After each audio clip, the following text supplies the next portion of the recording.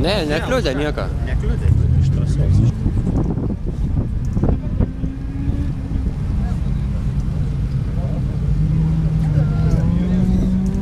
Dėmesio gerbiami žiūrovai, trasų lygos, tarptautinių varžybų nugalėtoja, mūsų trasoje parodžiusi geriausią laiką visose etapuose.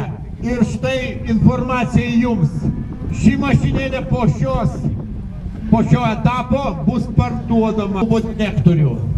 Kas norės įsigyti šitą nuostabų čempionišką Civiką, kviečiame pas poną Neverdauską direktorių.